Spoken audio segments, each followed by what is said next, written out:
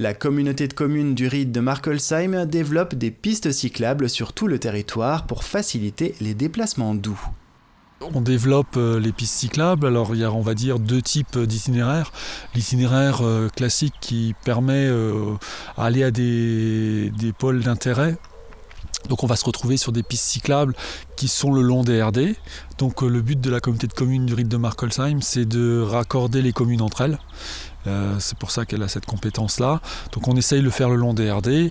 On fait surtout en fonction aussi des opportunités qu'on peut avoir en termes foncières pour faire ces pistes.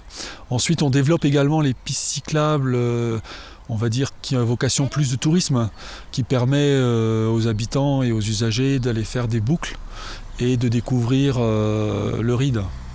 Et c'est un deuxième volet qu'on développe également. Nous, la communauté de communes, on demande aux communes membres d'être propriétaires de l'assiette de la piste cyclable. Ensuite, la communauté de communes fait l'investissement et l'entretien par la suite de ces pistes cyclables.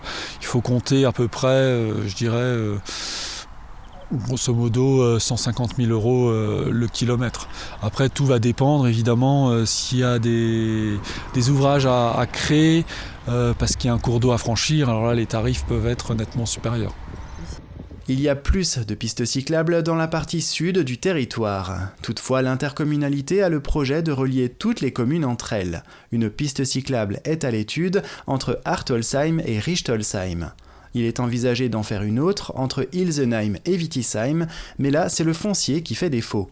Les propriétaires agricoles perdent des terres cultivables en vendant ces parcelles. On est tout à fait à l'écoute du problématique qu'il a leur. On travaille d'ailleurs sur d'autres projets avec eux, avec le SDEA, etc., par rapport à la zone de captage, etc. Donc on a pas mal de projets avec eux au niveau du foncier qui est de plus en plus réclamé. Surtout à l'heure actuelle, encore 2 fois plus avec tout les actualités du moment. Et c'est vrai que c'est pas toujours évident et entendable de dire que il faut donner tant et tant d'art pour que le vélo puisse être un peu dévié de la circulation rapide et surtout des axes principaux, quoi.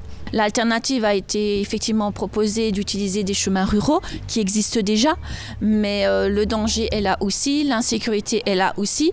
Et c'est vrai que faire venir des jeunes filles ou des jeunes hommes en vélo tard le soir, dans la pénombre, en plein milieu d'une forêt, c'est pas entendable non plus pour les parents, pour eux-mêmes, pour les cyclistes et surtout pour les parents, quoi. La communauté de communes espère développer le cyclotourisme et faciliter les déplacements doux au sein du territoire, mais aussi au-delà avec l'intercommunalité de Sélestat et à l'avenir du canton d'Erstein.